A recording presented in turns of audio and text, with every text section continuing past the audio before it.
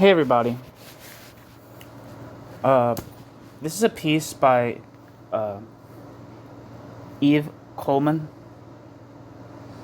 and it's titled "How Eric Hazan and Alain Badiou Despise and Hide the Achievements of a Century-Old Debate on Zionism and Left Antisemitism."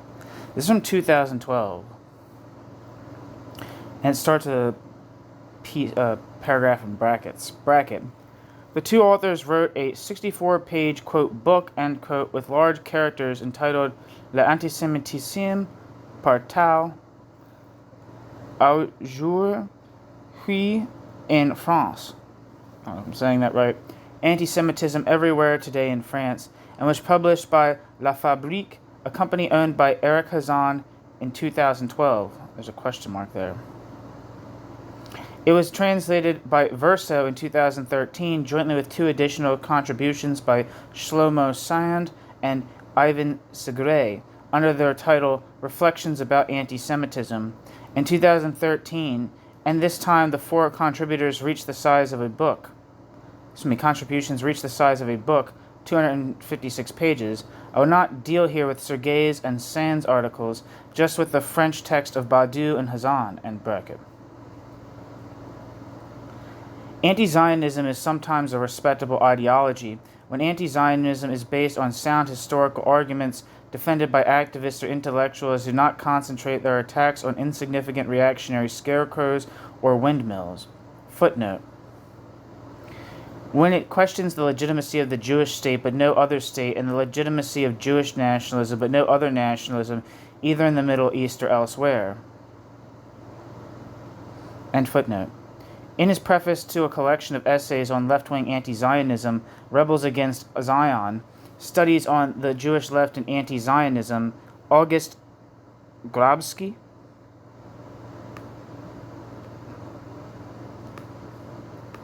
I am going to be looking stuff up in this, so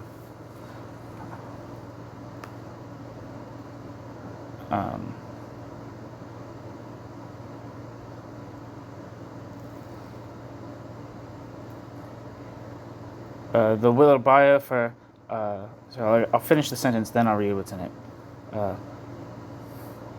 In his preface to a collection of essays on left-wing anti-Zionism, Rebels Against Zion, Studies on Jewish Left Anti-Zionism, August Grabsky adopts Todd Endelman's definition about the difference between non-anti-Semitic and an anti-Semitic anti-Zionism.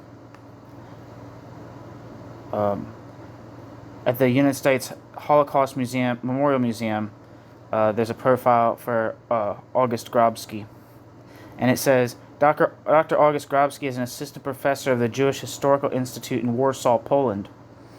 Grabsky received his PhD in Jewish Studies from the University of Warsaw. Dr. Grabsky is fluent in Polish and English and has proficiency in French, Russian, and Yiddish. While in residence at the Jack Joseph and Morton Mandel Center for Advanced Holocaust Studies, Dr. Grabsky conducted research on his project, quote, The Jews and Guerrilla Units in Polish Forces, end quote. In Polish forests, not forces, forests, end quote. Dr. Grabsky's publications in Polish include The Central Committee of Polish Jews, 1944 to 1950, A Political History, Jewish Historical Institute, Z/I, never mind. A Political History, The Left Against Israel, Studies on Jewish Left Anti-Zionism, from 2008. August Grabsky has co-authored the Jewish Military Union, ZZW, with ZZW. A Restored History, 2008. The Activity of Communists Among Jews in Poland, 1944 to 1949. Along with Agata Nowakowska, Dr. Grabsky also co-authored The Decades 1995 to 2005, which has sold over 100,000 copies. August Grabsky is the author of many scholarly articles, including Jews and Political Life in Poland, from 1944 to 1949. F. Titch, M. Monica Adamczyk, and Grabowska, edited Jewish Presence and Absence, The Aftermath of Holocaust in Poland, 1944 to 2010, Yad Vashem, with Yad Vashem, and Jewish Religious Life in Poland After the Holocaust. and co-authored Jewish Presence and Absence, The Aftermath of Holocaust in Poland 1944 to 2010. Finally, he has edited Rebels Against Zion, Studies on the Jewish Anti-Zionist Left, and co-edited Nations and Politics Studies, which is dedicated to Professor Jerzy Tomaszewski in English and Polish, respectively.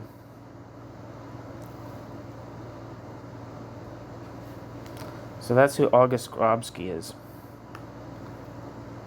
And Todd Endelman is...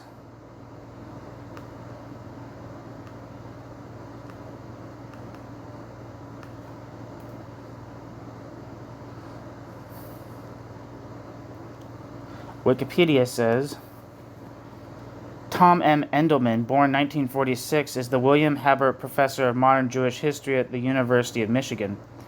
He specializes in the social history of Jews in Western Europe and in Anglo-Jewish history.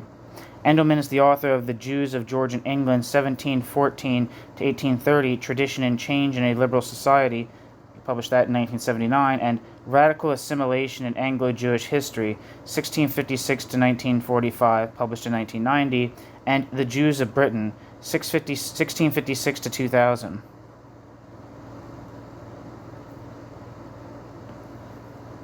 So that is Todd Endelman. So back to the text.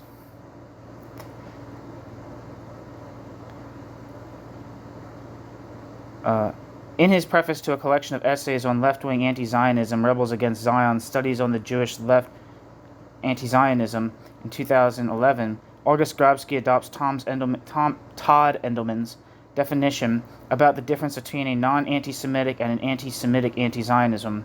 For this British historian, legitimate anti-Zionist criticism of Israel becomes anti-Semitic and therefore illegitimate in the following circumstances. Oh, fuck. Okay, so what happened was I mistook a list point for a footnote, so forgive me. Let me read these footnotes that I missed. Well, actually, no. Let me read the instances where criticism of Israel becomes anti-Semitic and therefore illegitimate in the following circumstances. Quote, 1. When anti-Zionism questions the legitimacy of the Jewish state but no other state, and the legitimacy of Jewish nationalism but no other nationalism, either in the Middle East or elsewhere. 2. When anti-Zionism denies to the Jewish state but no other state the right to express the character of the majority of its citizens, that is, to be Jewish as France is French. 3. When it demonizes the Jewish state, turning the Arab-Israeli conflict into a morality play, a problem that Jews and Jews alone created and for which Jews and Jews alone are responsible. 4. When it expresses an obsessive, exclusive, and disproportionate concern for the shortcomings of the Israelis and the suffering of the Palestinians, to the point that a conflict between two small peoples is transformed into a cosmic, Manichaean struggle between the forces of good and evil, end quote. August Grabski adds, quote, when criticism of Israel crosses any of these lines and becomes an obsessive narrative of fantasies and fears, that is when we are dealing solely with an anti-Semitic notion. Anti-Semitic notions, end quote. August Grabski. So the footnotes that I've missed. What does it say? What does it say before? This is after the sentence that says, anti-Zionism is sometimes a respectable ideology when anti-Zionism is based on sound historical arguments defended by activists or intellectuals who do not concentrate their attacks on insignificant reactionary scarecrows or windmills. Footnote. For example, Elias Sandbar and Farouk Mardam Bey's et Traba, published by Editions Sinbad, is a worthwhile read. It exposes the lies of Zionist propaganda, here without quotation marks because the authors know what they're talking about, since the beginning of the 20th century, and of Israeli propaganda since 1948. Even if I don't share their admiration for Nasser, or their harmful illusions about the virtues of Arab nationalism, readers will even enjoy some of the good books published by ... La Fabrique. Okay, that's footnote 1. Several articles of this book by Grabski is on EDU. That's the next footnote says. And footnote. This consensual and neutral term is particularly inaccurate to describe Israel colonial practices and constant violation of the most elementary rights of Palestinians. What is that footnote for?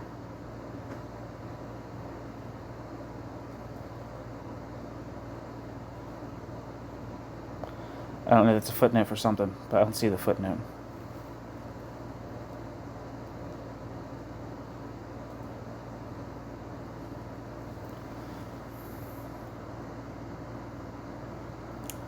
Okay, back to the text. Sorry for screwing that up. Hazan and Badiou, for example, could have used such a definition as a starting point to analyze it, to question it, to propose a new one, etc., in short, to raise the level of the debate. As far as we are concerned, point 2 supports a nationalist reasoning, reactionary in every respect, but the other 3 points could be used to sketch out a definition of left anti-Semitism. And what was 2? When it denies to the Jewish state but no other state the right to express the character of the majority of its citizens, that is, to be Jewish as France is French.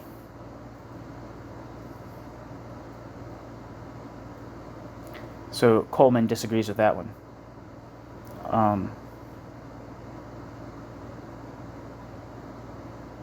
Unfortunately, there are no new arguments or reasoning to be found in Hazan and Badiou's 64-page article in French. The text deliberately ignores the achievements of almost a century of discussion within socialist, communist, and far-left organizations, as well as within the anarchist movement, on the subject of Zionism and anti-Semitism. Thereby, they contribute to the ignorance of the new generations. In the absence of time, patience, and easily accessible political references, there is a danger that the youth will spontaneously place their trust in these elders who are supposed to be sources of scholarship, quote, essential Marxist thinkers of the 21st century, end quote, and exemplary, quote, anti-imperialist, end quote, activist. New section.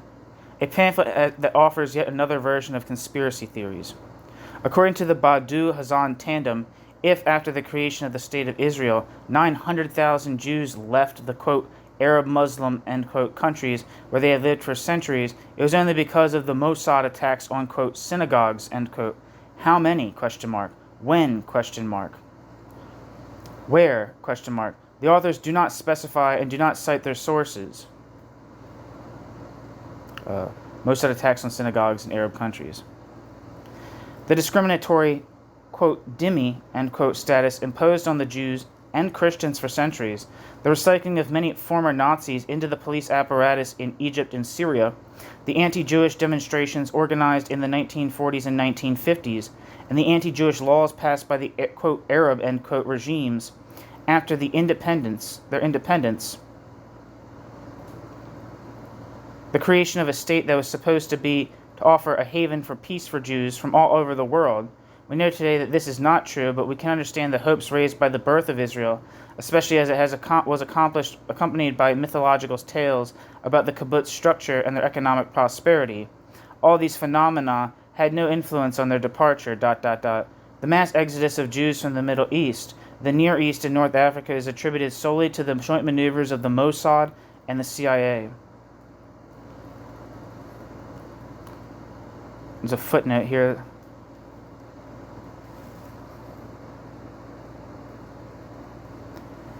Yves Coleman, quote, Géopolitique de l'Islam et d'Imi Youth. I don't know. That's how you say it. It's like I think that's the geopolitics of Islam and Jewish dhimmis. I think is what that translates as. This status was based on the very violent criticism of the Jews in the Quran. Jews are considered traitors to the divine message and responsible for the murder of one of the prophets recognized by Islam, Jesus. Moreover, not all the Jewish tribes accepted Muhammad's military rule, giving rise to anti-Jewish verses regularly used by the most anti-Semitic Muslims. On the Islamic website w.islamophile.org, a certain Dr. Muzammil Siddiqui responds to this kind of criticism as follows, quote, the Quran rather criticizes the Jews who turned away from the authentic divine message. The Quran rather criticizes the Jews who turned away from the authentic divine message, bracket, which he does not specify, allowing thus for all interpretations, Yves Coleman, end bracket, and it rebukes those who mocked and ridiculed the Prophet Muhammad. And it rebukes those who mocked and ridiculed the Prophet Muhammad.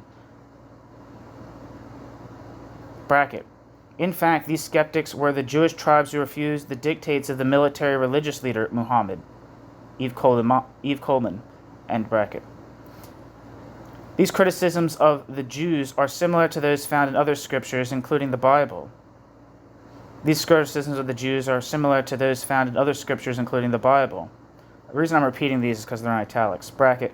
Criticisms which are precisely at the root of Western Christian anti-Semitism. Yves Coleman, end bracket. Such specific criticism has never been interpreted by the great scholars of the Quran as incitement to hatred of the Jewish people. They should therefore not be confused with anti-Semitism.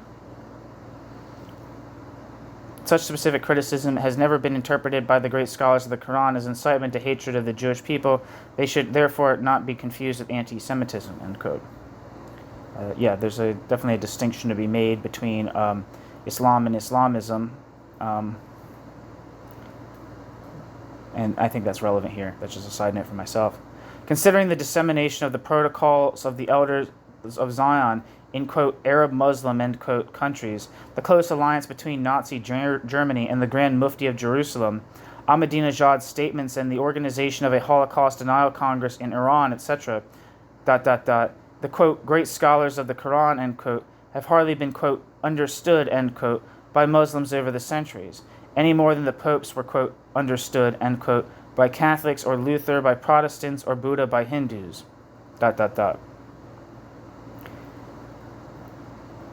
If the, quote, message of love, end quote, of religions is regularly transformed into words and acts of hatred committed by their followers, perhaps we should ask ourselves why.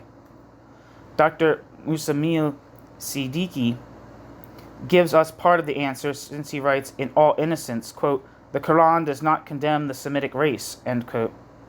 The Quran does not condemn the Semitic race. And then denies the idea that the Quran contains, quote, contains any, quote, curse on a people simply because of their race, end quote. Clearly, this gentleman still believes in racial theory, the ideological basis of anti-Semitism and racism. So, let's see if this, let me go down a page and see if that footnote is ended. Okay, end footnote.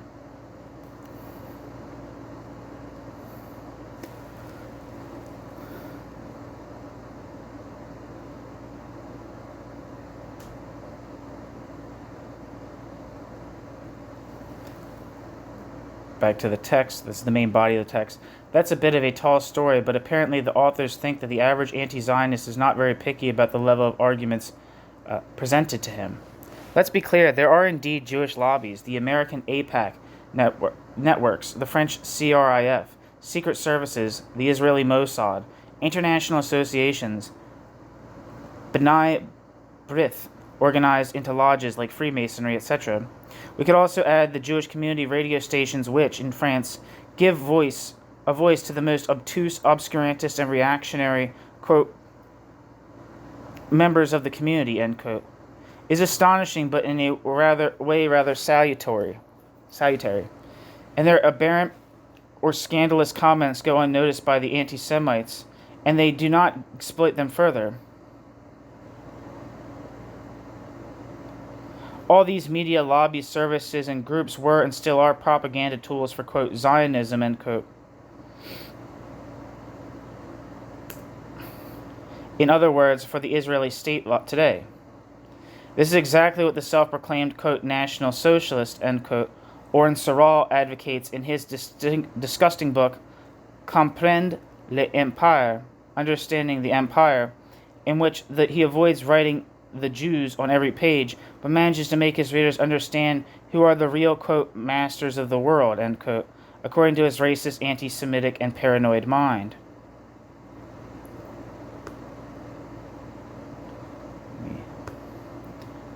Wikipedia says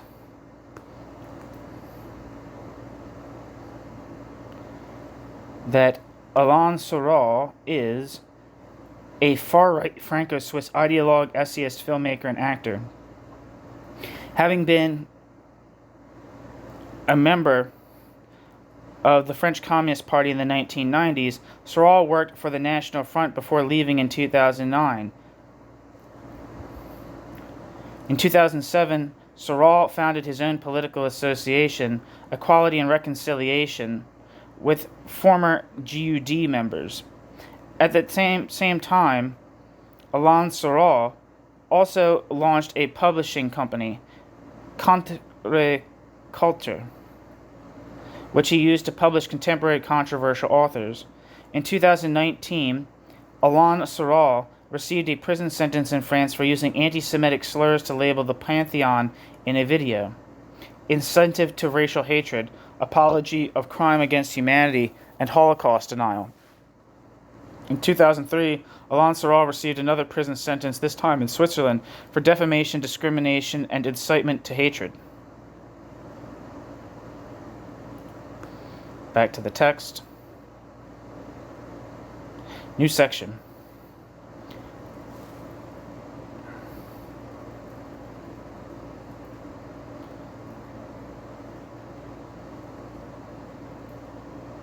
Actually, there's a footnote that I want to read before I start this new section, because I can't see where the footnote is connected to. It is extremely harmful to classify people according to their pseudo, quote, races, end quote, even if they are presented as, quote, subjective, end quote.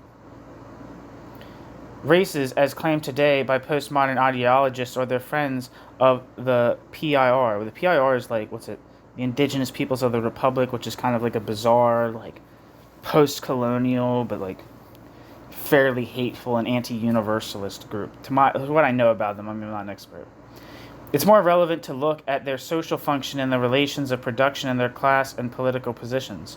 But since these are the pseudo-concepts used by Hazan and Badiou, it's worth reminding them of the undeniable, quote, whiteness, end quote, they share with the, quote, white, end quote, petty bourgeoisie and bourgeoisie to which they pretend not to belong and which they denounce by blowing hot air. What's more, the reactionary or, quote, progressive, end quote, positions of individuals are in no way dependent on the color of their skin. Barack Obama, Condoleezza Rice, and Colin Powell can testify. Finally, when one considers that Richard Nixon and, quote, white, end quote, American big business were the first to reclaim the slogan of Black Power, see Race, Reform, and Rebellion, the Second Reconstruction in Black America, 1945 to 1990, by Manning Marble. I think that it says Maiming Marble, but I think it's Manning Marble. And some of the radical black nationalist leaders of the 1960s and 70s became fervent defenders of free enterprise. We may have some doubts about the positive effects for the class struggle of the importation of these concepts into the European political and intellectual field by militants who are certainly revolted and sincere, but extremely ill-informed, ambitious academics in search of new professorships, and politicians in search of votes and positions. End footnote. So, new section. Unlike Alain Sorel, our two heralds of, quote, white, end quote, anti-Zionism are not anti-Semites. That was what the footnote was in the section title. That's why I didn't see it.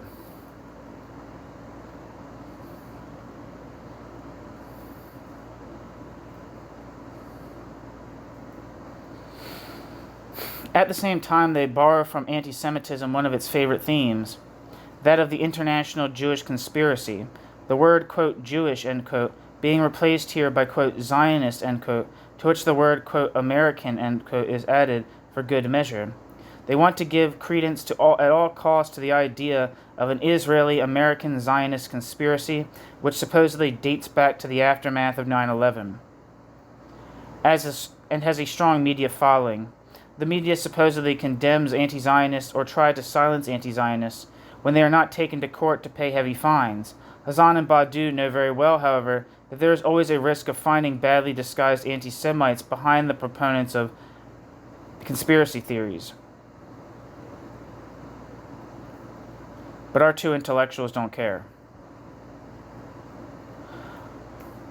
One dressed in his Maoist Stalinist, quote, philosopher, end quote, toga, the darling of, quote, Marxist, end quote, intellectuals, orphaned by, quote, real socialism, end quote, in other words, nostalgic for totalitarian state capitalism, the other in the Gaelic chic, quote, white, end quote, editor's garb, Gallic chic, I guess is how you say that. Gallic chic, quite, quote, white, end quote, editor's garb, two polemicists have no qualms about using the conspiracy argument. In a way, this is not surprising, and we know that the Russian and Chinese regimes, which they idolized until his 40s for Hazan, until his late 80s for Badiou, have always described their internal opponents as, quote, traitors, end quote, spies, end quote, individuals who have, quote, sold out, end quote, to America, revisionism, Zionism, when it wasn't, quote, Hitler and the Mikado, end quote.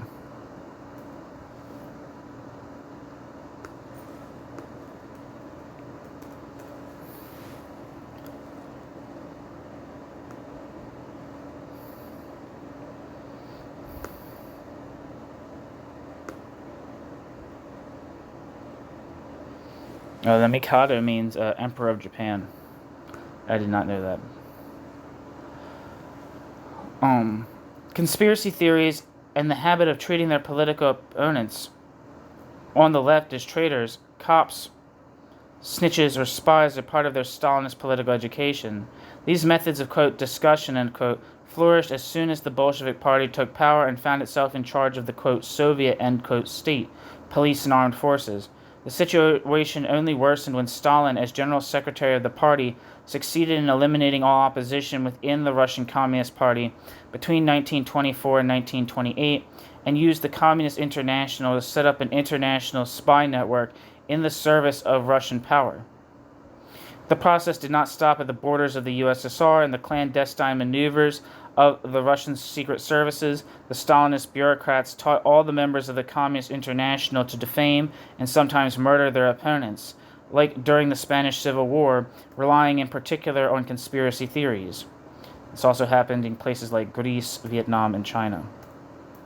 And even their opponents, the Trotskyists, were sometimes tainted.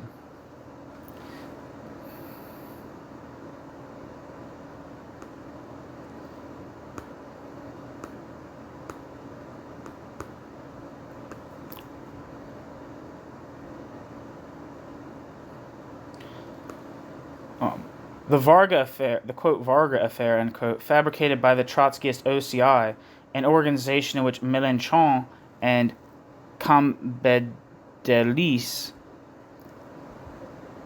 Jospin, three leaders of the Socialist Party, including one former prime minister and one former minister, and some other current social patriots were, quote, formed, end quote, is a good illustration of this. But how many mini-trials based on the Stalinist model have been fabricated against individuals or small tendencies within far-left and ultra-left grouplets? Stalinism has spread its poison for generations, including among the 68ers and post-68ers, quote, autonomists, end quote, etc. New section. Fighting against windmills and the Germano-Pratine garden gnomes. Quote, Germano-Pratine garden gnomes. What the hell does that mean?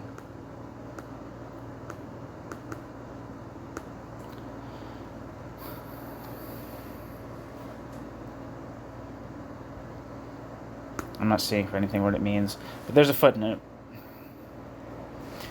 Germano-Pratine does not refer to Germans but to the district of Saint-Germain-des-Prés in central Paris, famous for its left-wing intellectuals, trendy cafes, and numerous publishing houses after the Second World War, and today only hosting expensive fashion shops, banks, and elitist school of political sciences, which form the French political and industrial top strata.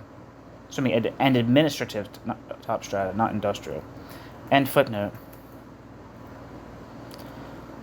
Hazan and Badiou's pamphlet amounts to a flat settling of scores with a few individuals who occupy an insignificant place in the discussion of left and far left activists. Alain Finkielkraut,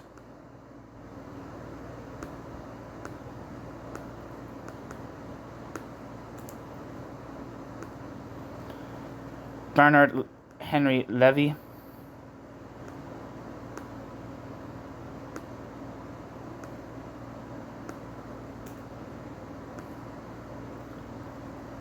Claude Lanzmann,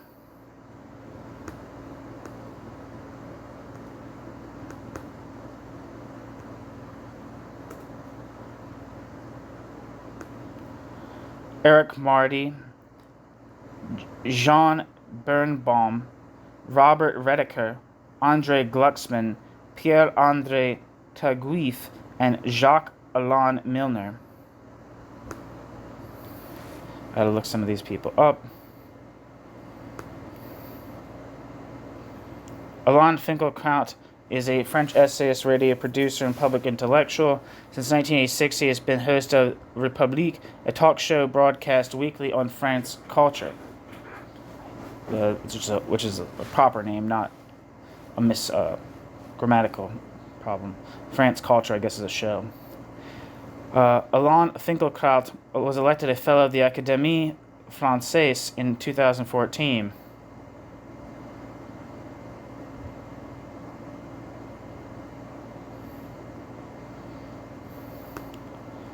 Bernard Henry Levy,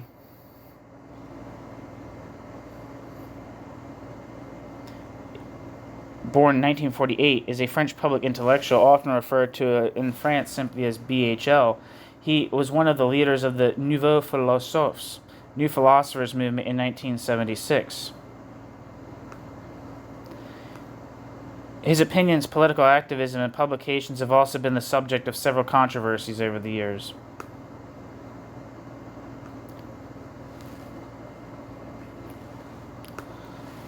Claude Lanzmann, who lived from 1925 to 2018, was a French filmmaker.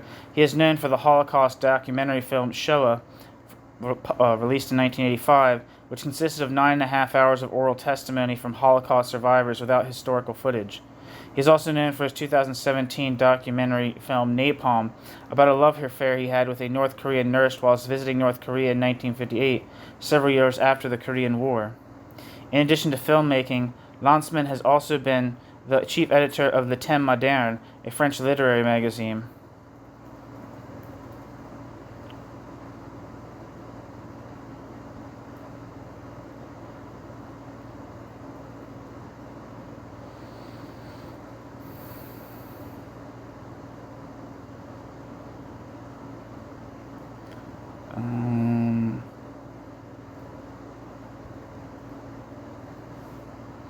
Okay. Who's next? Eric Marty.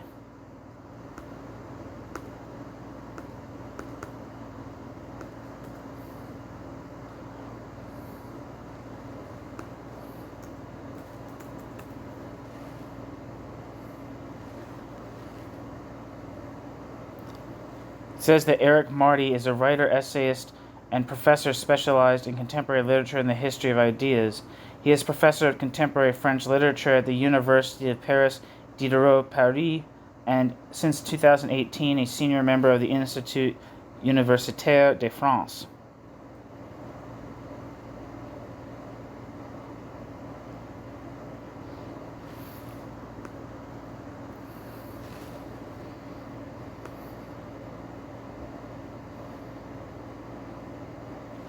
It says Eric Marty is also the publisher of the complete works of Roland Barthes.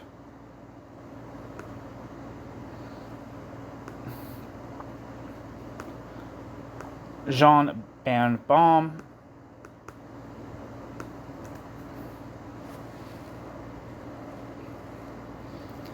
is a French journalist.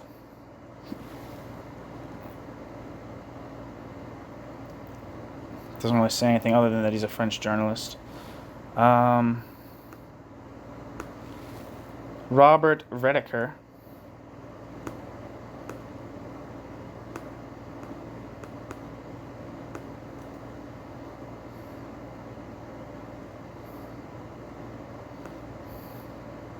Robert Redeker is a French writer and philosophy teacher. Robert Redeker was teaching at the Pierre-Paul Riquet High School in Saint-Laurent de Gamaville at the École Nationale de l'Aviation Civile. He is currently in hiding under police protection. That's interesting. I have to read on. On 19th of September 2006, a few days before the Islamic month of Ramadan, he wrote an opinion piece for Le Figaro, a French secular and conservative newspaper which quickly removed the article from its public database. In it, he attacked Islam and Muhammad, writing, quote, pitiless war leader, pillager, butcher of Jews, and polygamist. This is how Muhammad is revealed by the Quran, end quote. He called the Quran, quote, a book of incredible violence, end quote, adding, quote, Jesus is a master of love, Muhammad a master of hate, end quote. That day's issue of Le Figaro was banned in Egypt and Tunisia. Afterwards, Rediker received various death threats originating from one Islamist website where he was sentenced to death. They posted his address and a photograph of his home. He requested and was given police protection. A man has been arrested because of hate mail sent to Rediker. On the 3rd of October 2006, a group of renowned French intellectuals published Appeal in Favor of Robert Rediker, an appeal in support of Robert Rediker, in Le Monde, including, among others, Elisabeth Badinter, Alain Finkielkraut, André Glucksmann, Claude Lanzmann, with the editorial staff of, quote, Le Temps Moderne, end quote, and Bernard Henry Levy. So basically all the people that Coleman's listed here. They saw their most fundamental liberties endangered by a handful of fanatics under the pretense of religious laws, and decried the tendency in Europe to avoid, quote, provocations, end quote, in order to not anger supposed foreign sensitivities. The vast majority of the, quote, official, end quote, responses was, however, hostile to the ex-philosophy teacher, including Francis Le Monde, who, quote, characterized Rediker's piece as, quote, excessive, misleading, and insulting, end quote.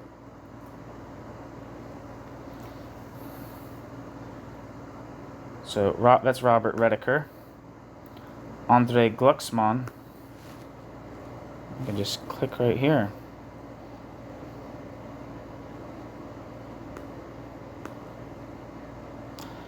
André Glucksmann, who's the creepiest looking man I've ever seen.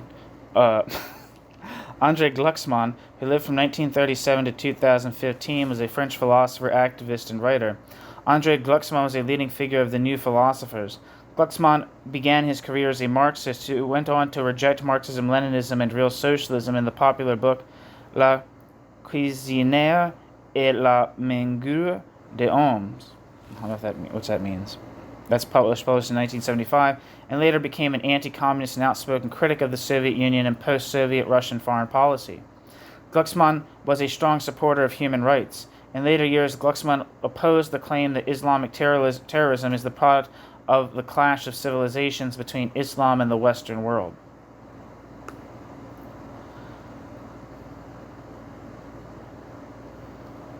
Pierre-André Tuguif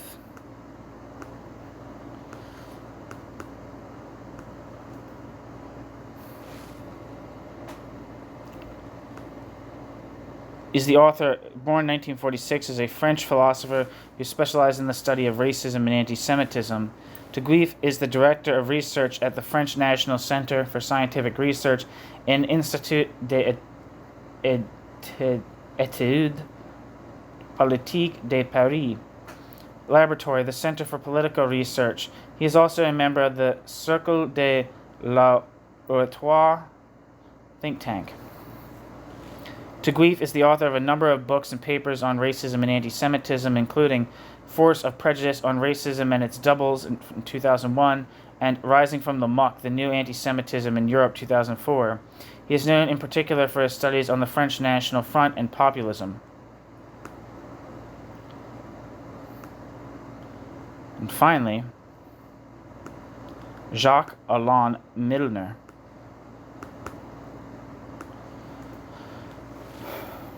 Sorry for having to look all these people up, but if I don't, what's going to become of me? Jacques-Alain Miller, born February 1944, is a psychoanalyst and writer. He is one of the founding members of the École de la Classe Freudienne, School of the Freudian Cause, and the World Association of Psychoanalysis, which Jacques-Alain Miller presided from 1992 to 2002. He is the sole editor of the books of the Seminars of Jacques Lacan. Alright, so we finally got through all those people. Upward and onward. It is unlikely that more than 1% of the left or far-left activists have read the works of these individuals. At best, they may have skimmed a few of their articles in Le Monde or Libération, or listened to them for a few minutes on the radio or television. But it is clear that they have never paid much attention to their media rantings, but which often coincide so closely with the diatribes of the right. See Alain Finkielkraut, Rediker, and Bernard Henry Levy, even if the works of some of them, Eric Marty, Jean Birnbaum, and Pierre-André Tuguif, are worth reading despite their flaws. A subject such as the anti-Semitism, quote, on the left, unquote, to use the superficial expression of the historian Michel Dreyfus, or rather such as the anti-Semitism of the left, deserves a serious book that does not only target a few conservative or moderate scarecrows despised by left and far-left activists. Above all, it deserves a vision that goes beyond the Franco-French framework in which French, quote, radical, end quote, intellectuals remain confined.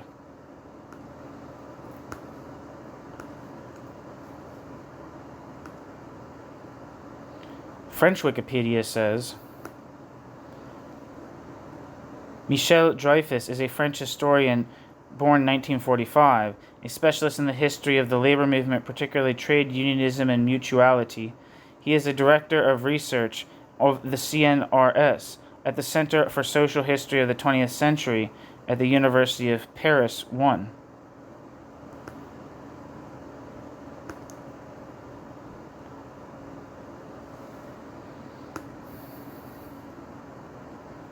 End footnote.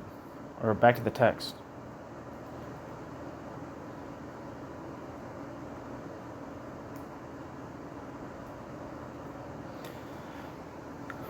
New section. Left anti-Semitism. We're still waiting for the historian who will put into perspective and take into account the context and the specific debates of each period of the positions of the anarchists, the left, and the far left, the trade unions, the workers' movement, and on the so-called, quote, Jewish question, end quote, quote, anti-Zionism, and, on the so-called, quote, Jewish question, quote, Zionism, and anti-Zionism, etc. over the past century. We don't need a confused polemicist like P.A. Tuguif, who dishonestly compiles and slices up hundreds of quotations, makes unacceptable amalgamations, and mixes intelligent remarks with senseless accusations. We have no use for a too hasty historian like Michel Dreyfus, who botches up what looks very much like a commissioned work, L'Antisemitisme à gauche, Histoire d'un paradoxe, La découverte, to reassure the left and far left so they continue to sleep soundly and with a clear conscience. We need a researcher, or better, a team of patient and methodical researchers who can convey to us the depth of the debates, the importance of the specific problems, and the numerous difficulties raised by the so-called, quote, Jewish question, end quote, Zionism, and the existence of the State of Israel in France and throughout the world. Footnote, quote, so-called, end quote, Jewish question, because as Danny Traum has underlined in a piece called, or a book called Les promesses et l'obstacle, la gauche radicale et le problème juif, has underlined, it's not a question to which Jews can think and answer. More precisely, it's a problem for non-Jews who see the existence of Jews as antiquated, troublemaking, disturbing, etc.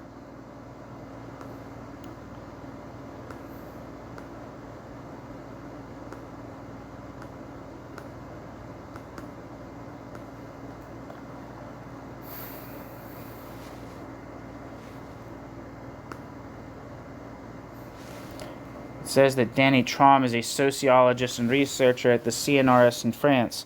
Danny Traum leads the, quote, Jews in Europe, end quote, seminar at the École des Hautes en Sciences Sociales and teaches at the University of Lausanne. Deputy editor of the magazine Qu'est les Juifs, l'Europe, the 21st century.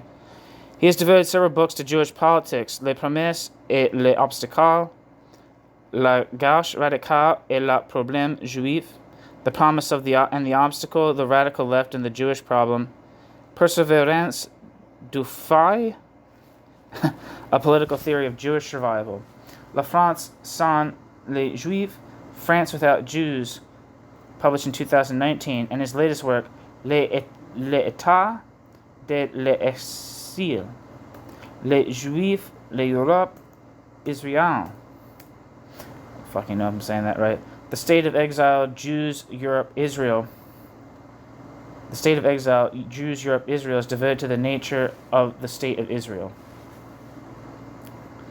I'm getting that biography from the London Centre for the Study of Contemporary Antisemitism.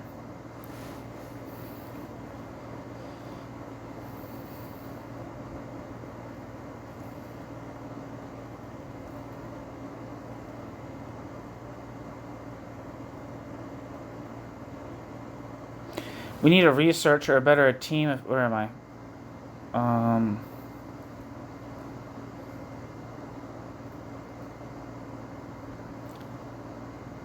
The work has been cleared... This is end footnote, back to the text. The work has been cleared up a little in two recent collection of articles.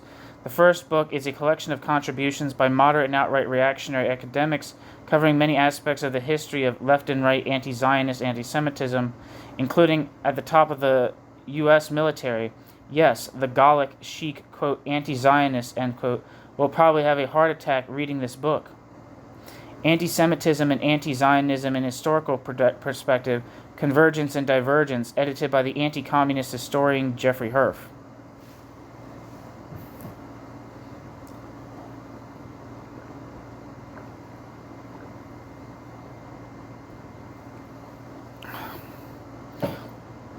The second book, Rebels Against Zion, Studies on the Jewish Left Anti-Zionism, published in 2011, edited by August Grabsky, brings together contributions from a number of academics as well as left-wing activists close to the Israeli Communist Party, Fatah, and the Trotskyists.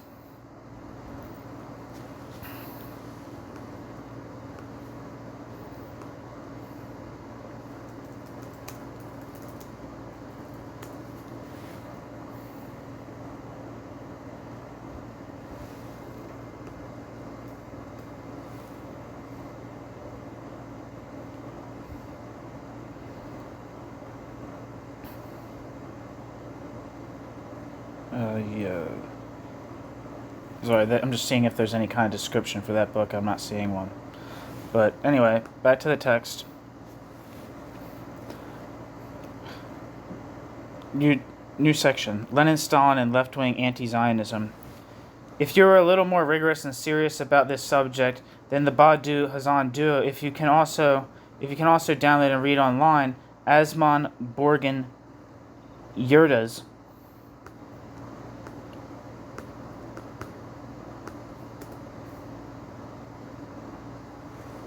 I'm not seeing anything for this person. They have things in academia.edu. Asmund Borgen Yurda's thesis, Reinterpreting Soviet, quote, anti-Zionism, end quote, an analysis of, quote, anti-Zionist, end quote, texts published in the Soviet Union between 1967 and 1972, the first chapters of which trace the ambiguities of the Bolsheviks with regard to the so-called, quote, Jewish question, end quote, and Zionism, in order to explain how anti-Zionism in the USSR did not emerge on ideologically virgin soil and did not suddenly appear at the time of the Six-Day War, even if 1967 marked a break with the past, linked in particular to major changes among Russian Jews, whatever the neo-Stalinist, post-Trotskyists, Leninists, and post-Maoists of all stripes may think. This work is also interesting in that it is based on a number of unpublished archives, at least for the 1960s.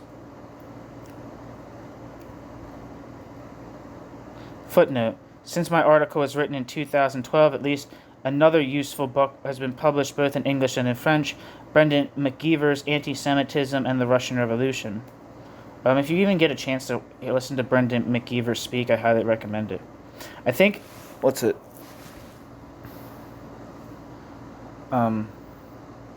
can never pronounce the name. Adriesta or Adiristas or Adestria. Whatever it is, Adestria's Revolt, it might be. Can't remember. I think they have a Brendan McGeever book as well on their channel, or at least an essay by him. Very good stuff. End footnote.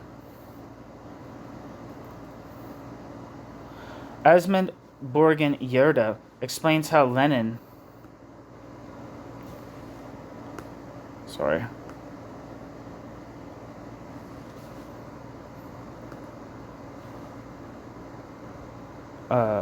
Asmund Borgen Yerda explains how Lenin, in his relentless fight against the Bund before 1917, while denouncing pogroms, anti-Semitism, and the crimes of the Black Hundred, anti-Jewish discrimination, etc., always defended the idea that anti-Semitism was a vestige of feudalism that could only mobilize backward peasants. Lenin refused to admit that anti-Semitism was also widespread in the ranks of the Russian working class, something for which Lenin was criticized by the Bund. As everyone knows, or rather should know, this denial of working-class anti-Semitism was a constant among his successors or disciples, Trotskyists, Stalinists, Maoists, and ultra-leftists. For them, anti-Semitism, and often racism too, but that's another discussion, is an ideology that exists virtually only in the ranks of the petty bourgeoisie, peasants, small shopkeepers, artisans, etc., all social strata supposedly doomed to disappear by capital H history and by the inexorable evolution of capitalism.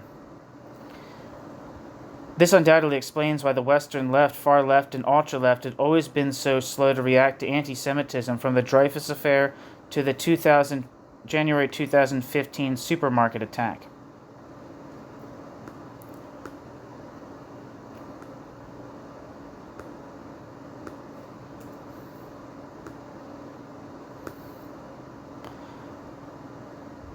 And the murders of Ilan Halimi, 2006, and Sarah Halimi, 2017, and Muriel Knoll, 2018, without forgetting the slow and timid reactions in front of the arrest and deportation of Jews and Judaicide during the Second World War.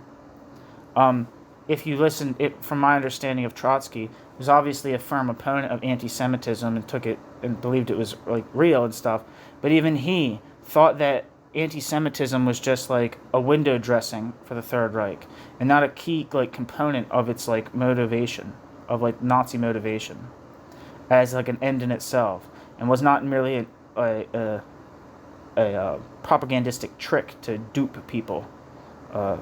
It was sincere.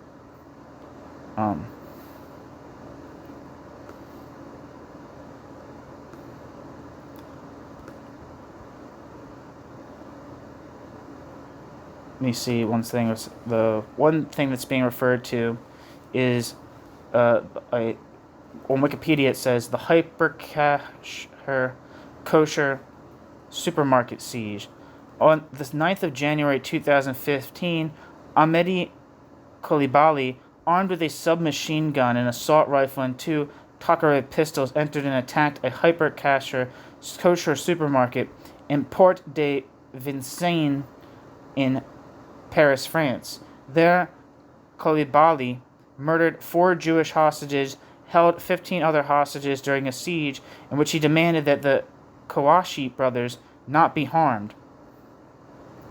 The siege ended when police stormed the supermarket, killing Coulibaly. The attack and hostage crisis occurred in the wake of the Charlie Hebdo shooting 2 days earlier, and concurrently with the Martin and Gula hostage crisis, in which the 2 Charlie Hebdo gunmen were cornered.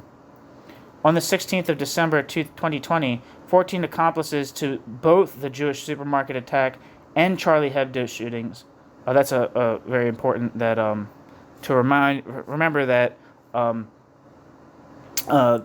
what the left chose to emphasize in at least the mainstream left chose to emphasize in the Charlie Hebdo, the entire Charlie Hebdo face, which is was that Charlie Hebdo was Islamophobic, and that was an important part. The actual case is that Charlie Hebdo was a left-wing magazine that had actually only very limited, even though it was definitely anti-clerical, had very limited commentary on religion as such, and even within that small, the small parameters of content put out by it that were anti-clerical, only a very slim margin of it pertained to Islam. What I was going to say is that what was totally ignored for the most part was the fact that there was a straight up anti-Semitic attack, like it said here, 2 days later, that where the two people, where those incidences were connected. No one talks about the anti-Semitic character of this violence, or the violence, or the anti-Semitism of the people who attacked Charlie Hebdo. No one discussed that at all. What was important is that not the taking of Jewish life by armed fanatics, but the way that Charlie Hebdo hurt such fanatics' feelings by mocking Islam, which is insane. It's an insane and telling state of affairs. Anyway, on the 16th of December 2020, 14 accomplices to both the Jewish supermarket attack and the Charlie Hebdo shooting, including Khalibali's former partner, Hayat Boumediene, were convicted. At that time, 3 of the accomplices, including Boudin, had not been captured and were tried in absentia.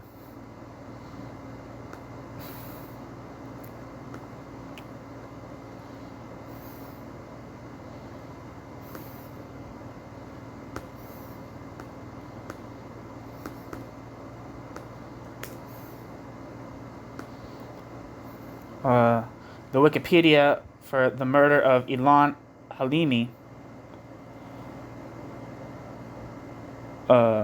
says the murder of Ilan Halimi was the kidnapping, torture, and murder of a young Frenchman of Moroccan Jewish ancestry in France in 2006.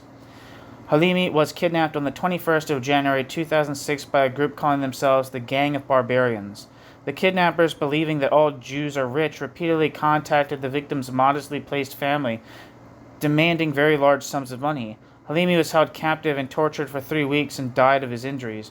The case drew national and international attention as an example of anti-Semitism in France.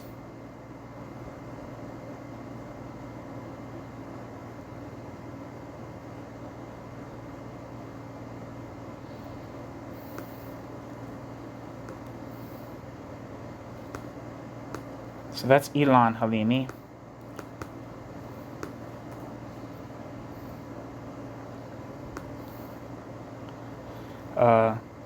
Wikipedia says the killing of Sarah Halimi says Sarah Halimi was a retired French doctor and school teacher who was attacked and killed in her apartment on the 4th of April 2017. Circumstances surrounding the killing, including the fact that Halimi was Jewish and that the assailant, Kobili Traore, had shouted Allahu Akbar during the attack and afterward proclaimed, quote, "I killed the Shaitan," end quote, cemented the public perception, particularly among the French Jewish community, that it was a stark example of anti-Semitism in modern France. For several months, the government and some of the media hesitated to label the killing as anti-Semitic, drawing criticism from public figures such as Bernard Henry Levy. The government eventually acknowledged an anti-Semitic motivation for the killing. The assailant was declared to be not criminally responsible when the judges ruled he was undergoing a psychotic episode due to cannabis consumption, as established by an independent psychiatric analysis. That's fucking crazy. The decision was appealed to the Supreme Court of Cassation, who in 2021 upheld the lower court's ruling. The killing has been compared to the murder of Muriel Knoll of the same arrondissement less than a year later, and the murder of Ilan Halimi, no relation to Sarah Halimi, 11 years earlier.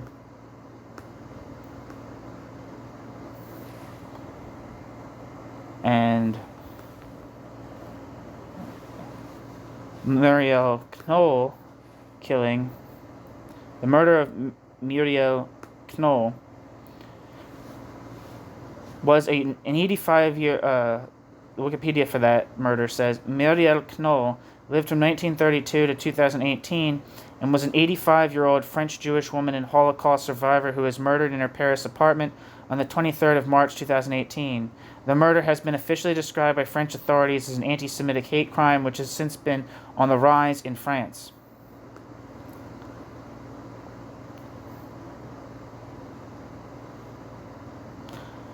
Back to the text, finally. For these militants, anti-Semitism was, and often still is, no more than a marginal phenomenon, affecting only the petty bourgeoisie and the bourgeoisie, those who propagate it, the capitalist media and the ruling classes, those who are infected by it, the, quote, middle classes, end quote, and those who are its victims, the usurers of the Middle Ages, the officer Dreyfus in the 19th century, the Jewish shopkeepers, artisans, bankers, and capitalists of the 20th and 21st centuries, and so on. And these Marxists have quietly ignored the social realities, the class contradictions within Jewish communities, in particular the existence of a Jewish proletariat. Osmond Borgen-Guierda also points out that Lenin oscillates between two images of the Jew: the bad Jew, bourgeois, reactionary, nationalist, quote, clericalist, end quote, manipulated by the rabbis and the Jewish bourgeoisie, attached to his religious, cultural, and ethnic traditions, who wants to perpetuate the, quote, spirit of the ghetto, end quote, and considers anti-Semitism eternal and is therefore a Zionist; and the good Jew, proletarian, internationalist, universalist, acculturated, even assimilated, and anxious to distance himself from his Jewish, quote, roots, end quote, roots which he sees as a limitation, even as an unbearable identitarian prison, and therefore anti-Zionist. He also detects a contradiction. Osmond Borgen-Guierda also detects a contradiction in Lenin, a contradiction which partly explains the theoretical confusion that prevails among today's left-wing anti-Zionists. Sometimes Vladimir Ilyich Lenin considers the Jews to be a nation, but only those who speak Yiddish, as Hebrew is for Lenin the language of religious obscurantism and bourgeois nationalism. Sometimes Lenin denies them the status of a nation. This position is linked to his particular mechanical conception of the alleged, quote, dual nature, end quote, of national cultures. According to Lenin, national cultures have a, quote, reactionary, end quote, dimension, the bourgeois culture, in this case, Zionism and Judaism, and a, quote, revolutionary, end quote, dimension, the culture of the proletariat, in this case, that of proletarians and internationalist Jewish socialist intellectuals. It was under Stalin, according to Osmond Borgen-Guierda, and from the 1930s onward, that Soviet propaganda began to equate Zionism not only with an agent of imperialism in Palestine. See the statements of the Communist International during the 1929 pogroms in Palestine, which emphasized the, quote, positive, end quote, parenthesis, question mark, exclamation point, end parenthesis, aspect of the Arab masses' rebellion against British imperialism, but also with fascism and Nazism. Long before the Second World War, and long before 9/11, exclamation point, Soviet newspapers published cartoons showing rabbis brandishing weapons, wearing prayer shawls emblazoned with swastikas. A book published in the USSR as early as 1946 defended the thesis, now so widespread in anti-Zionist circles that it has become a worrisome banality, that the, quote, Zionist, end quote, had borrowed the concept of the, quote, superior race, end quote, from fascism. This echoes another theme that has become commonplace in today's left-wing anti-Zionist propaganda, and which is based on a complete misunderstanding: the assimilation between the religious notion of a, quote, chosen people, end quote, and the fascist notion of a superior race, which makes it possible to compare Judaism and Zionism, Judaism and Nazism, or Zionism and fascism. But the worn, or at least deadly, ambiguity of left-wing anti-Zionism was in the fruit long before that, because in 1921, during the lifetime of St. Lenin and St. Trotsky, street shows were staged with a, quote, educational, end quote, aim, in the form of trials that ended with a symbolic death sentence against the Jewish religion. 21st century left-wing Jews and anti-Zionists didn't invent anything. The propaganda arsenal created by the Yves F drew on anti-Semitic stereotypes. The Yevzetsky Jesus Christ, I don't know how to fucking pronounce that. Yevsektii.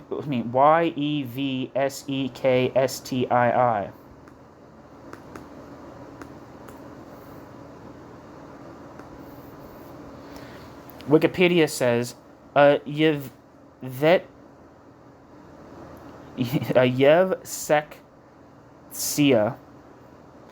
was a Jewish section of the Soviet Communist Party.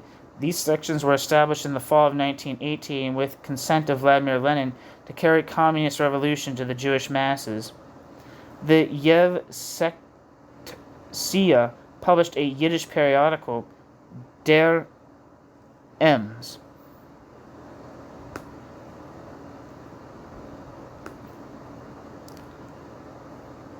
Back to the text. The Yevsektsai,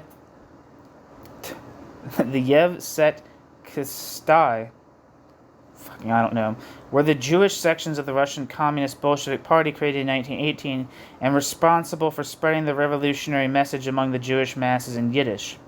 The publication of these atheist Jewish communists featured caricatures of Jews with long noses, thick lips, big ears, beards, and unkempt hair.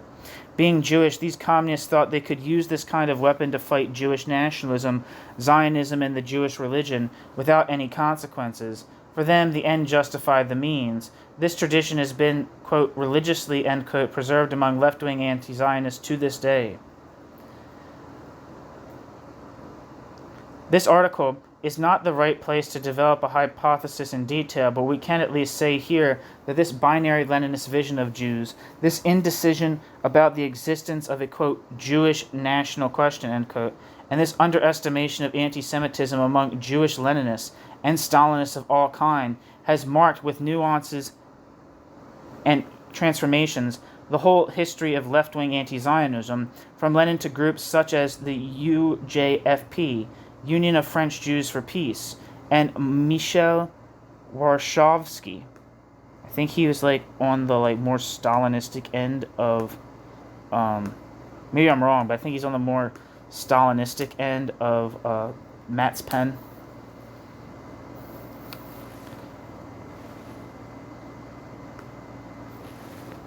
Where am I?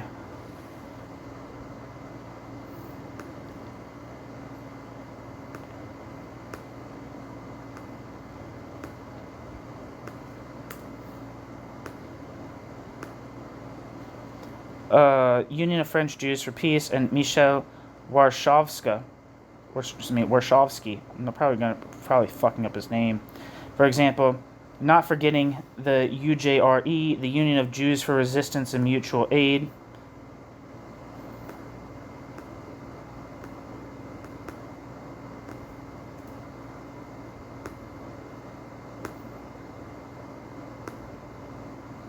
If one consults the archives of its organ, La Presse Nouvelle, one sees that it took the French Jewish Stalinists and CPers many years to admit the existence of anti-Semitism in the USSR and in the people's democracies, and this not without many contortions.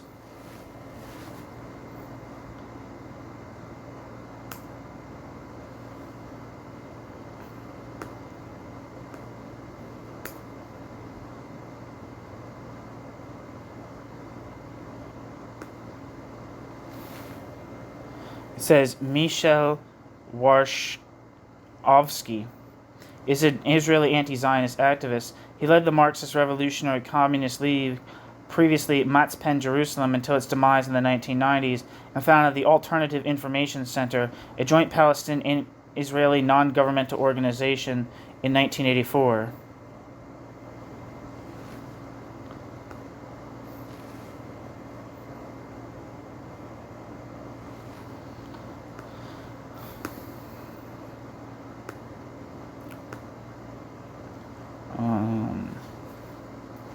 Back to the text. In any case, if one day a historian of political ideas and practices takes on this complex task, let us hope that he or she will know that the debates on left anti-Semitism did not begin after the 9/11 attacks. As our Gallic chic anti-Zionist duo claims. Hello. Go? No, I just haven't left yet. Oh, okay. A debate that has nothing to do with the 9/11 attacks! Exclamation point. Even if he does not deign to go back as far as the pamphlet entitled Antisemitism and Zionism, 1900, published by the Étudiants Socialistes Révolutionnaires Internationalistes de Paris, or Paris,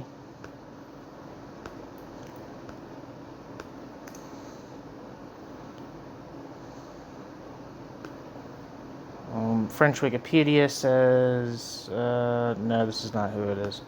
Or anarchists, or if he ignores the exchange of letters between Reginald Reynolds and Emma Goldman in 1937 in Spain and the World, studies only the debates of the last 30 years, this historian will, for example, be interested in the anti-Deutsch, literally anti-Germans, who launched this debate in Germany and Austria since 1989, as 12 years before 9/11. Their later reactionary involution should not obscure the fact that they originally came from the German far left and claimed to be followers of the Frankfurt School Marxism. The Trotskyists of the Alliance for Workers' Liberty, who took a stand about certain forms of anti-Semitic anti-Zionism as early as 1985. Left-wing British anti-Zionists such as Steve Cohen, who wrote a book, That's Funny You Don't Look Anti-Semitic, an anti-racist analysis of left anti-Semitism on the subject as early as 1984.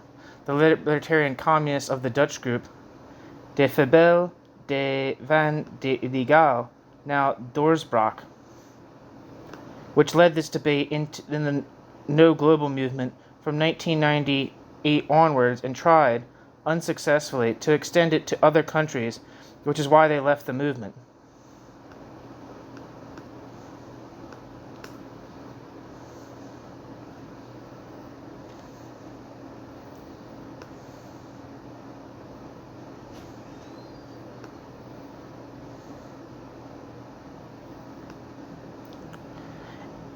And this list is certainly not exhaustive.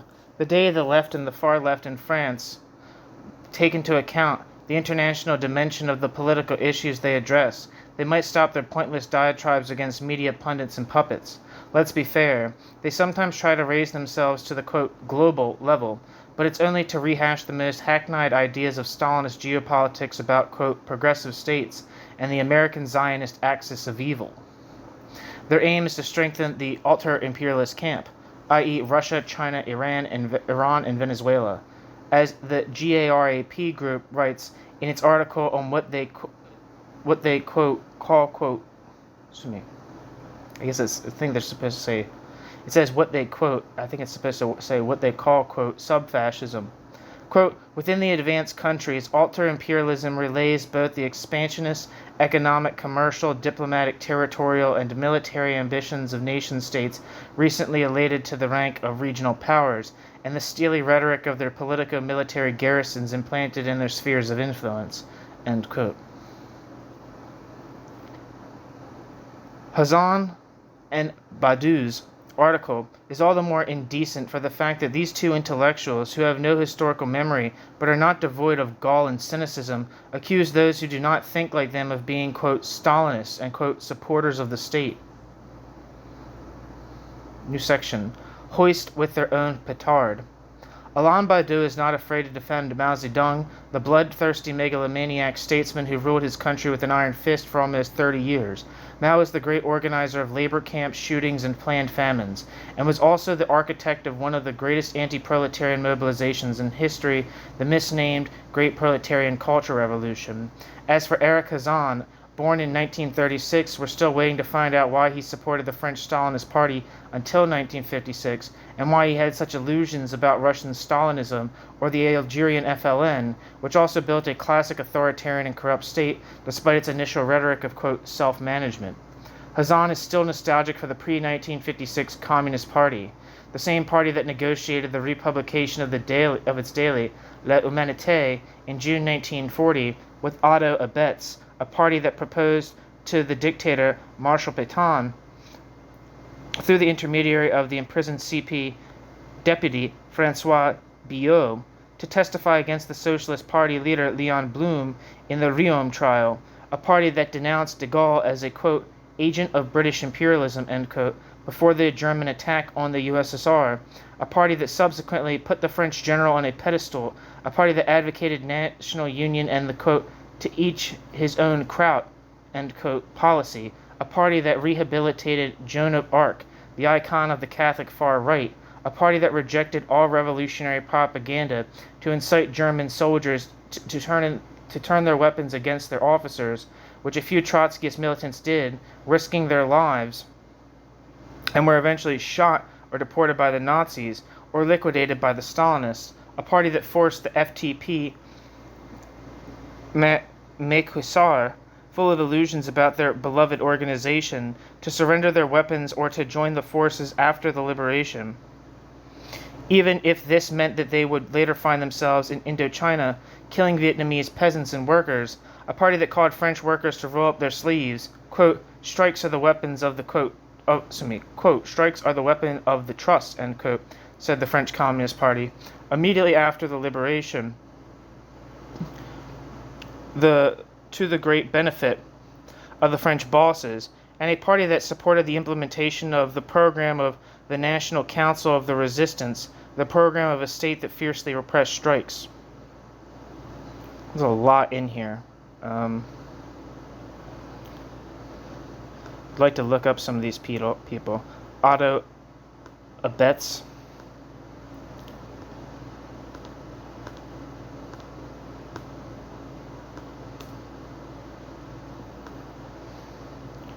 Otto Abetz, who lived from 1903 to 1958, was a German diplomat, a Nazi official, and a convicted war criminal during World War II. Abetz joined the Nazi Party and the SA in the early 1930s, later becoming a member of the SS. Abetz played a significant role in the strengthening ties between Nazi Germany and Vichy France during World War II. In 1940, after the German occupation of France, he was appointed German ambassador to France. Abetz played a significant role in strengthening ties between Nazi Germany and the collaborationist Vichy government. Abetz played a significant role in facilitating the persecution and deportation of Jews by the Nazi regime from France during the Holocaust. After Germany's defeat in 1945, Abetz was captured and later stood trial at the Nuremberg trials.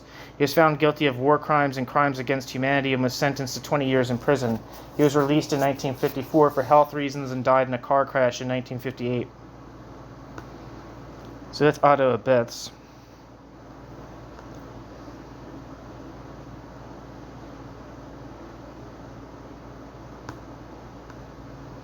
Who's Francois Billot or Biot?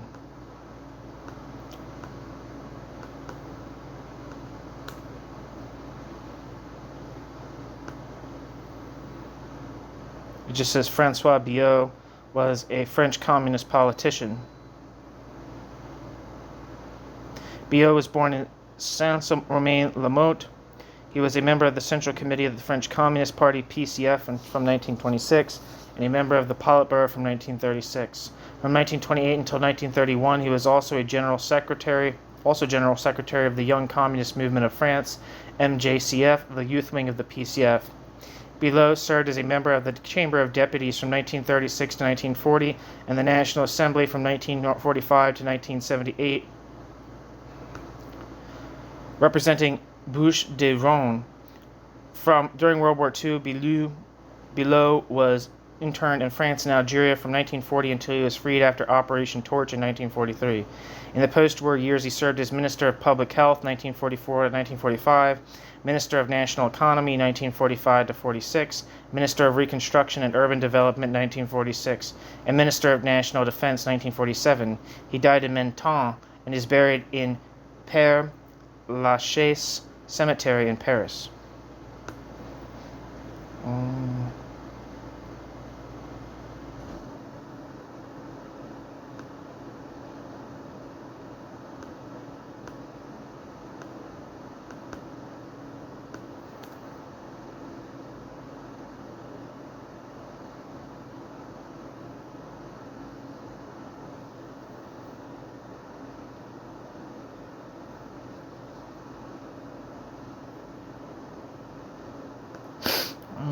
Where else am I?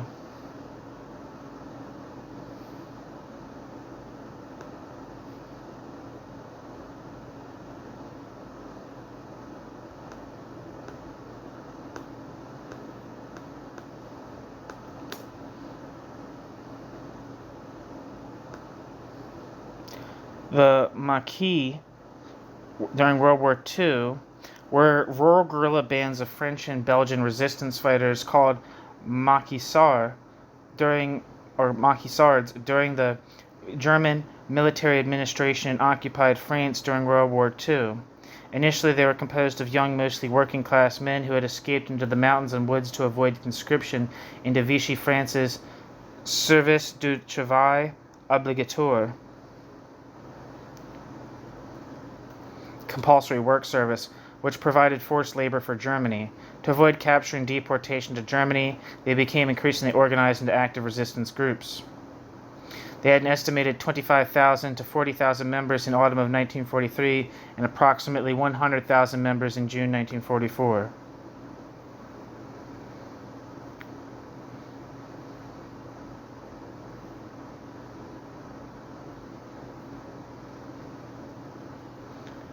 Okay, so I think I'm done looking up some of the references there.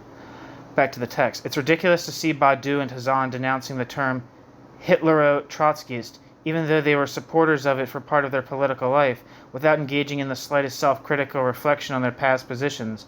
This expression can be found in the writings of Mao, whom Alain Badiou reveres, and in the text of the French Communist Party, to which Hazan belonged at the height of the Stalinist period.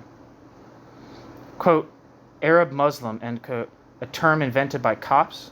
Exclamation point. It is also incongruous to claim that the term, quote, Arab Muslims, which can be disputed, but for more subtle reasons than those put forward by the authors, originated with the police, when during the last 30 years, to quote only these 3 decades, dozens of books or university articles have appeared on les faits coloniaux, histoire de France et le monde arabo-musulman, les dons et les anti-économiques dans les sociétés arabo. I don't know, there's a bunch of things in French. I don't even know what the fuck they're saying. There's no point in me reading them. Our Muslim psychoanalyst Malik Chabel, historians like Benjamin Stora and Gilles Capel, the Association des Travailleurs Marocains de France, the Institut de Recherche sur le monde arabe et musulman, etc., all influenced by post-2001 Gallic police thinking.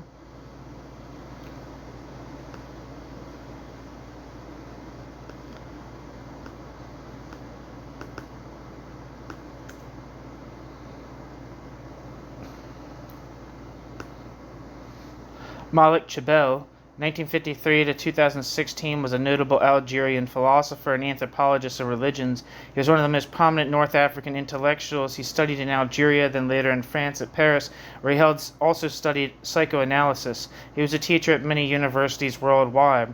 Essayist, author of books specialized in Arab world and Islam, he created the expression, quote, Islam of lights. He spoke at numerous conferences in Europe and Africa. Malik Chabel is known for his reflections about Islam, its culture, its history, intellectual life. He is also famous for his public positions for a liberal Islam and for its reform. His famous works include The Manifesto for an Enlightened Islam.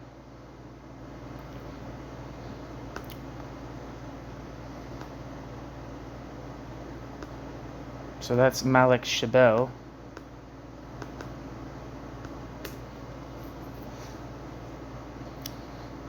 Benjamin Stora is a French historian born in 1950, an expert on North Africa who is widely considered one of the world's leading authorities on Algerian history. He was born in a Jewish family that left the country following its War of Independence in 1962. Stora holds 2 PhDs, 1974 and 1984, and a Doctorate of the State, 1991.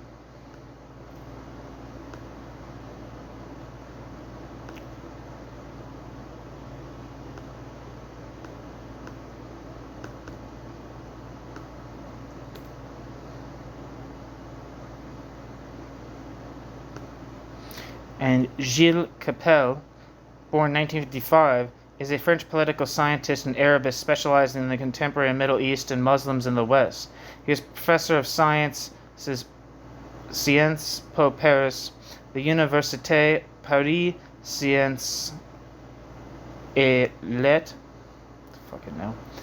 Director of the Middle East and Mediterranean program of PSL, based at École Normale Supérieure. His latest English translated book, Away from Chaos, The Middle East and the Challenge to the West, published with Columbia University Press 2020, was reviewed by the New York Times as, quote, an excellent primer for anyone wanting to get up to speed on the region. His last essay, Les Prophètes et la Pandémie du Moyen-Orient ou Jihadisme de Atmosphère, just released in French, February 2021, has topped the bestseller list and is currently being translated into English and half a dozen languages. The excerpt, The Murder of Samuel Paty, is presently released in issue 3 of Liberty's Journal.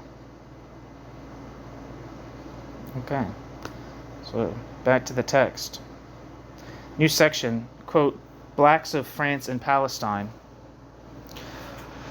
As for the claim that the, quote, blacks of France identify with Palestine, an assertion taken from the racialist discourse of the Parti des Indigènes de la République, if it reflects their desire for a union between, quote, blacks, question mark, quote, Arabs, question mark, quote, Muslims, question mark, and, quote, whites, of all social classes to celebrate a new national union, we are still waiting for proof.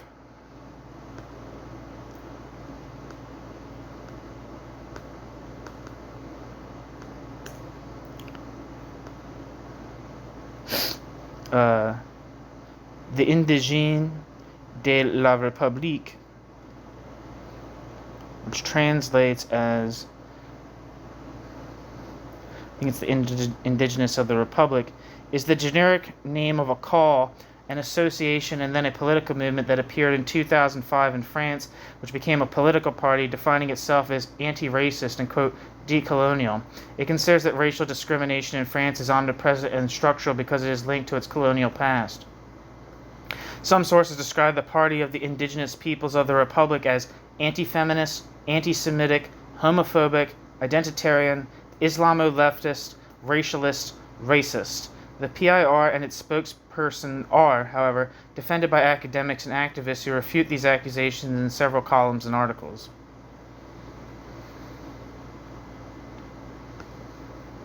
Back to the text. The majority of, quote, blacks in France, excuse me,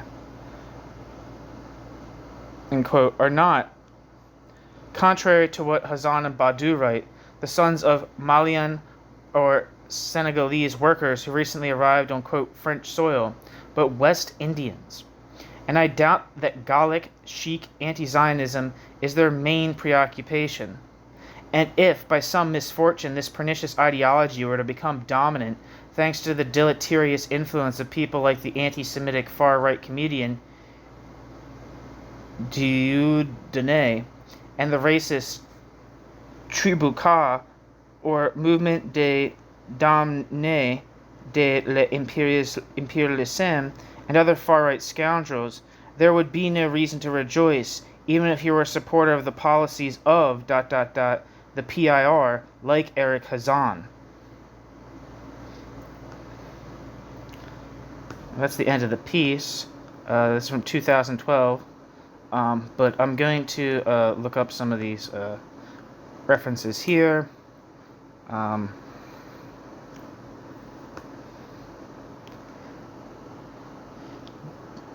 don't know how to say his name. Dieudonné Mbala, born 1966, generally known by his stage name Dieudo, is a French comedian, actor, and political activist. He has been convicted for hate speech, advocating terrorism and slander in Belgium, France, and Switzerland. Dieudonné initially achieved success working with comedian Elie Simon, I don't know if I'm saying that right, humorously exploring racial stereotypes. He was a candidate in the 1997 and 2001 legislative elections in Champagne and Vinoise against the National Front. In 2003, Dieudonné performed a sketch on a TV show about an Israeli settler whom he depicted as a Nazi. Some critics argued that he had, quote, crossed the limits of anti-Semitism, end quote, and several organizations sued him for incitement to racial hatred. Dieudonné refuses to apologize and denounced Zionism. In 2007, Dieudonné approached Jean-Marie Le Pen, leader of the National Front political party that he had fought earlier, and the men became political allies and friends. Holocaust denier Robert Faurisson appeared in one of his shows in 2008. Dieudonné described Holocaust remembrance as, quote, memorial pornography. Dieudonné has been convicted in court 8 times on anti-Semitism charges. Dieudonné subsequently found himself regularly banned from mainstream media, and many of his shows were canceled by local authorities. Active on the internet and in the Paris theater, Dieudonné has continued to have a following. His Quel-Nel signature gesture became notorious in 2003, particularly after footballer Nicolas Anelka used the gesture during a match in December 2013. I have a piece on the channel about this Quel-Nel gesture. In 2013, after Dieudonné was recorded during a performance mocking a Jewish journalist, suggesting it was a pity that he was not sent to the gas chambers, Interior Minister Manuel Valls stated that Dieudonné was, quote, no longer a comedian, but was rather a, quote, anti-Semite and racist, end quote, and that he would seek to ban all Dieudonné's public gatherings as a public safety risk. His shows have been banned in several French cities. On the 20th of January 2017, the Court of Appeal of Liège confirmed a first instance sentence of 2 months of jail time and a £9,000 fine for Dieudonné's anti-Semitic remarks in a performance in Herstal on the 14th of March 2012. Dieudonné has been known to associate with Mahmoud Ahmadinejad, president of Iran from 2005 to 2013, who has himself been accused of describing the Holocaust as a myth. On the 25th of February 2015, Ahmadinejad tweeted, quote, visiting an old friend, a great artist, end quote. The tweet included photographs of himself and Dieudonné, arms around each other, smiling. The two also met in 2009 during a visit by Dieudonné to Iran, where they reportedly discussed their shared anti-Zionist views.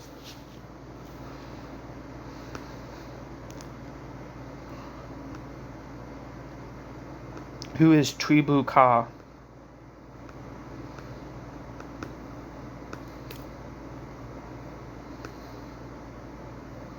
Tribu Ka.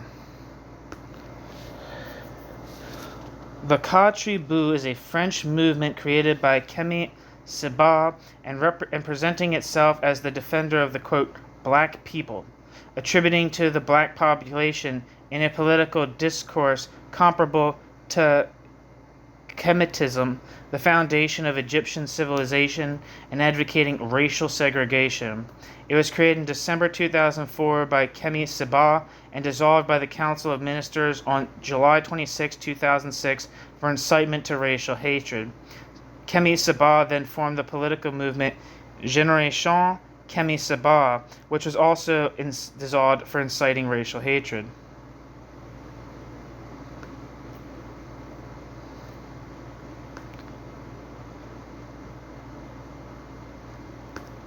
And finally,